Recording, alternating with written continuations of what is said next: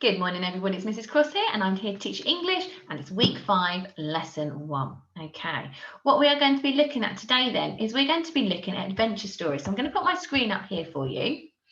And we're going to be looking at the features of different adventure stories, identifying the features of an adventure story. Now, we've been reading our own adventure story in class, and we've been reading The Time-Travelling Cat and the Egyptian Goddess by Julia Jarman. So let's just have a reminder of what's happened so far. So we found in chapter 11, Car still hadn't returned, and Topher was getting anxious, and he nipped out of school. And we found that he got into trouble. He was accused of stealing some owl statues. He hadn't stolen them, but he was in trouble with the headmaster, and Topher's dad had been contacted, and his dad was really disappointed that Topher had nipped off school looking for the cat and had got himself into trouble. Now, on 12, Topher went to bed that evening, and he was woken by a funny tap on the window, and that tap was a falcon bird that flew down. And chapters 12 and 13 were the beginning of the exciting part of the adventure, really, because they were when poor old Topher, who was 1 minute in his bed, had been whisked off back into the past. Okay, and we'll be finding out what happens to Topher when he goes back in the past and where he travels to and what happens later on. But that was our adventure story. Now, the Egyptian Goddess is an adventure story as well as a story with a historical setting, because obviously it's set in ancient Egypt. What I would like you to do in a moment is pause this video, and on the top of your sheet that you've got in your resource pack, the first activity you've got to do is, can you brainstorm the different features that you think are in an adventure story? So what kind of things do you think make an adventure story? So pause the video there and see if you can complete that. Well done. Hopefully you managed to complete that. And let's see if any of these features were put onto your brainstorm. So, an adventure story. It's important we describe the adventure. It might be fast-paced and full of action. There might be lots of dialogue between the characters, time connectives to move the story on, lots of exciting adjectives and adverbs to describe characters and settings and placings, and there might be a cliffhanger. We've talked about those before in class, haven't we? When a chapter suddenly ends and the reader wants to carry on reading. That makes it a really, really good cliffhanger. It makes the reader want to carry on and find out what happens next in the adventure. Your adventure might be exciting, dangerous, magical, spooky. It could have taken place in any period of time. It might be in the future, it could be in the past, it could be present, it could be like the story that we've been looking at, set in ancient Egypt. And then we've got our characters. So the main characters of the story could be a hero, somebody who saves the day. There could be an evil baddie or a villain. Okay, all of these things make up an adventure story. Now we're going to have a look at the clip. I'm going to pause in a moment and just share a different screen with you. And we're going to have a look at the clip on BBC Bitesize, which tells us a little bit more about what an adventure story is. So bear with me. I'm going to share my screen so you can see the video clip here. Okay, here we go. When you write an adventure story, you need to include danger. Take these ducks, for instance. In real life, these ducks might float about the pond, have a little sleep, and peck at some soggy bread. But when you write an adventure story, ordinary life is left behind for something much more exciting and extraordinary, often a quest or a mission. Now these ducks are having an adventure.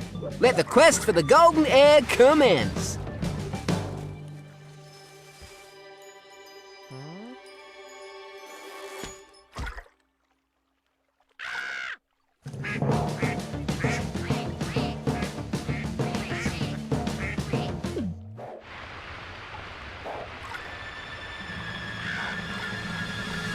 Nicely done, ducks.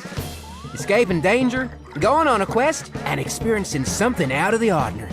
These are key elements when you write an adventure story. Okay, so there we have it then.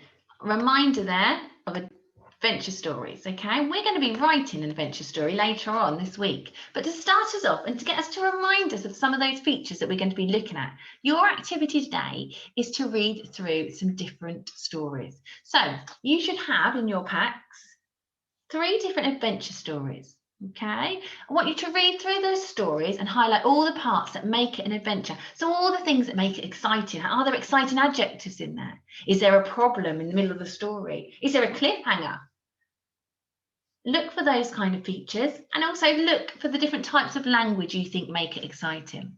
Now, if you find it too much of a struggle to read all the adventure stories, that's fine. Just perhaps pick one or two.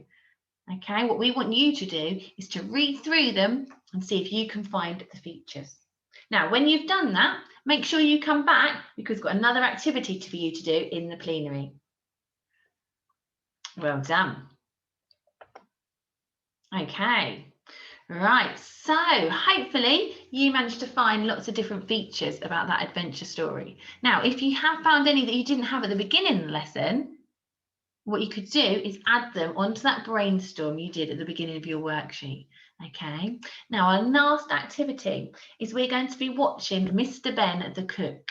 Now this is a short clip I'm going to show you in a moment. And what I would like you to do, and you can do this in your book or on the back of your sheet, is I want you to write some notes about this story. Okay, I want you to think about what it's about. Is it an adventure story? If it is an adventure story, why do you think it's an adventure story? And we're going to be using these notes tomorrow's lesson. Okay, so it's important you do this task. So I'm just going to share a different screen with you, watch the video, make some notes and enjoy. And I will see you later. Bye-bye.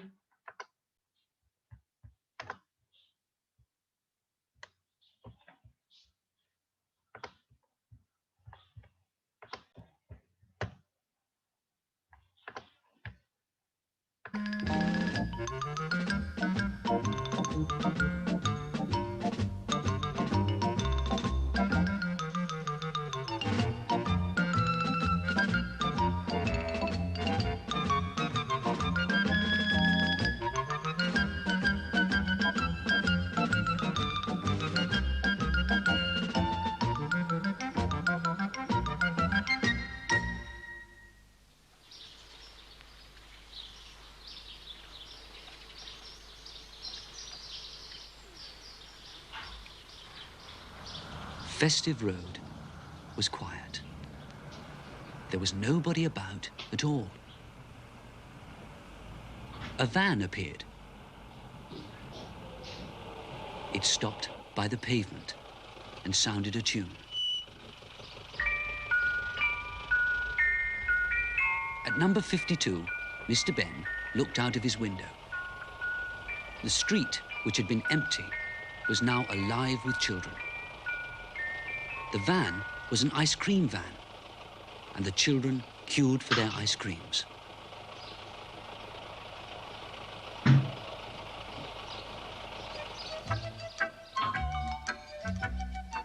For a while, Mr. Ben watched. Then he went in from the window. By the time Mr. Ben came to his front door, wearing his hat and coat, the van had gone. Mr. Ben went for a walk.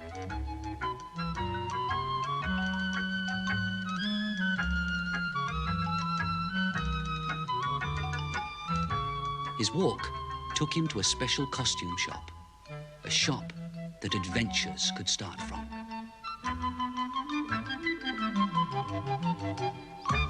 Inside the shop, as if by magic, the shopkeeper appeared. "Good morning, sir," he said. "Which costume would you like to try today?" "This one," said Mr. Ben, and pointed to the white clothes of a cook. In no time, he had taken the outfit into the changing room. Mr. Ben changed into the cook's clothes and smiled at himself in the mirror. Then he went through the door that always led him to an adventure.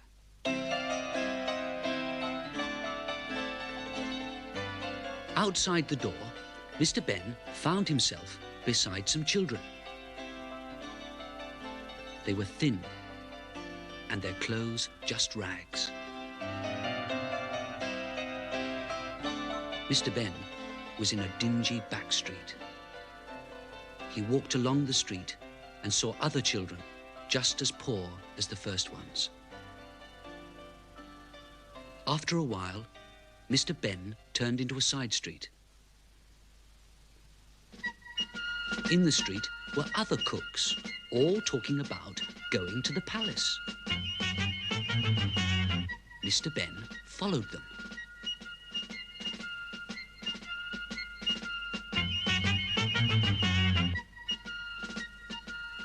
The cooks walked past the palace guards.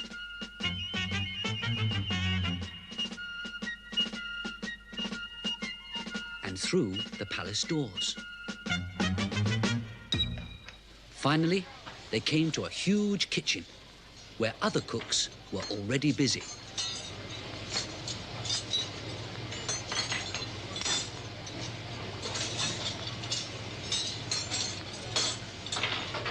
The king's servant spoke to the new cooks. In the other room is the Princess Annabella. She will not eat. She just refuses. We want you to cook something that will make her want to eat. We've tried all these. And he pointed to food arranged on a table. Now, get to work. Mr. Ben stood back and watched the other cooks. They fetched, poured, roasted, pounded, iced, boiled, and tasted for all they were worth. Each cook made his favorite food. As soon as one was ready, everyone would stop what they were doing. The cook was proudly led off, carrying his food.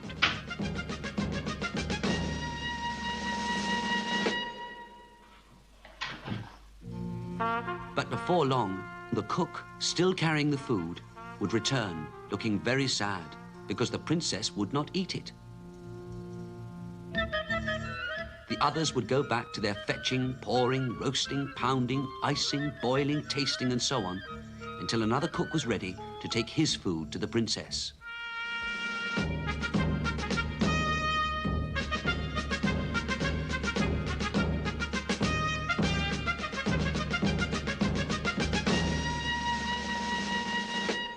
But the princess did not eat it.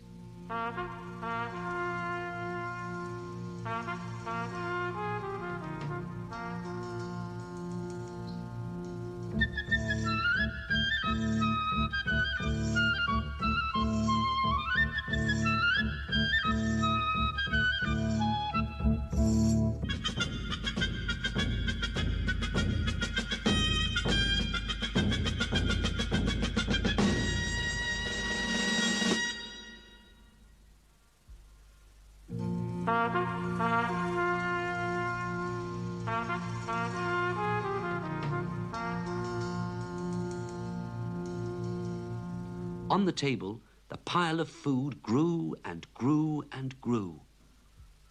But still the princess would not eat. As the next cook went in, Mr. Ben found a place where he could peep through into the other room. In the other room was a long table. At the far end of it sat a worried-looking king and a worried-looking queen,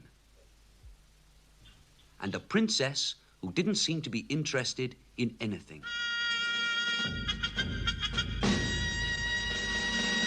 Then another cook came through the door. The king and the queen said things like, "Oh, how lovely. Doesn't that look nice, Annabella? Now eat up if you want to be beautiful like your mummy." After which Annabella said, "No." The king looked at the queen. The queen looked at the servant. The servant looked at the cook, and they all looked at Annabella. The cook picked up the food and carried it away. Back in the kitchen, the servant said, "What shall we do? We've tried apples, bacon, cake, donuts, Easter eggs, fish fingers, and everything else we can think of.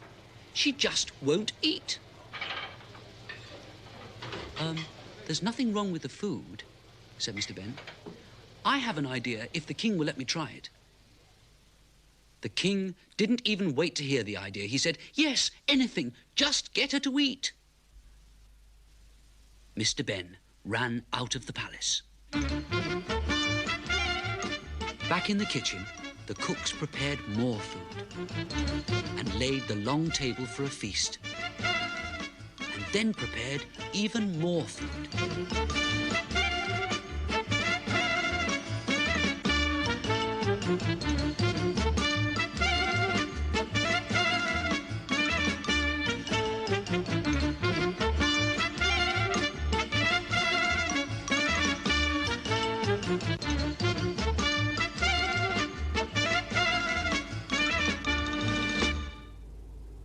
Mr. Ben went back to the dingy street he'd seen before.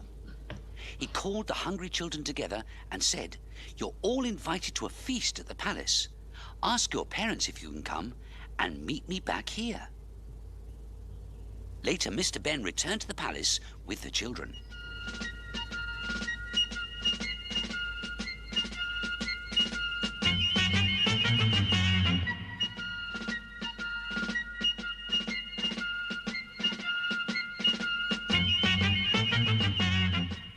They passed through the palace entrance and along the corridors until they reached the room where the feast was.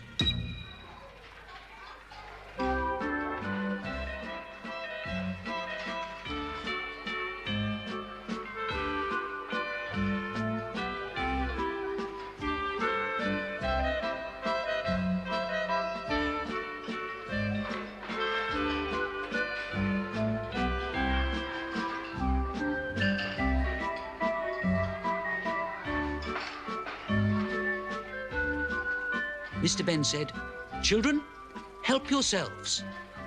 They didn't have to be asked twice.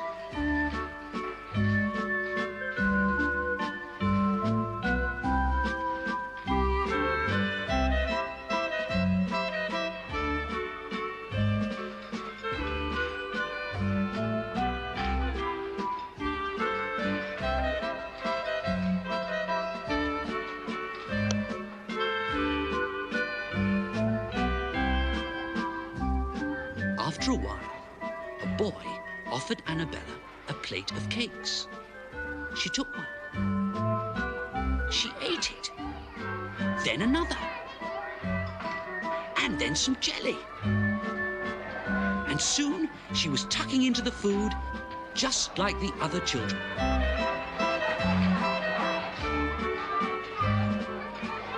Mr. Ben's plan had worked.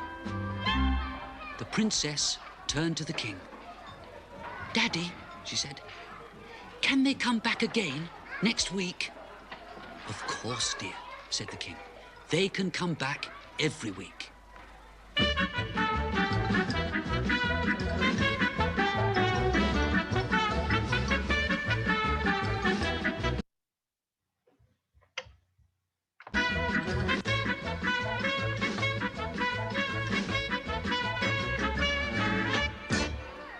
A man suddenly appeared beside Mr. Ben and said, "Would you take this back to the kitchen for me, please?" And he gave Mr. Ben a wooden spoon. Mr. Ben did as he was asked, but as he went through the door, instead of the kitchen, he found himself back in the changing room of the shop. He took a last look at himself as a cook and then changed.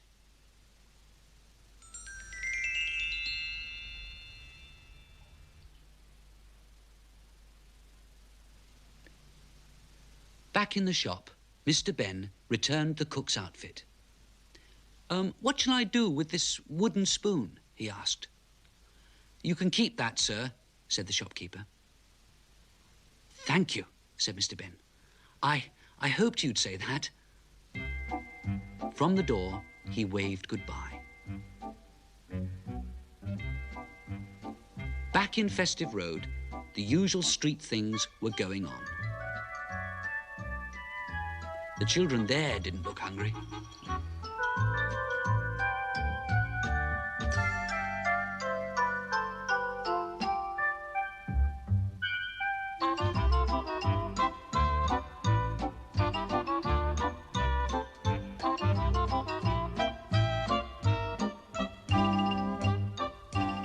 At his gate, Mr. Ben remembered the wooden spoon in his pocket.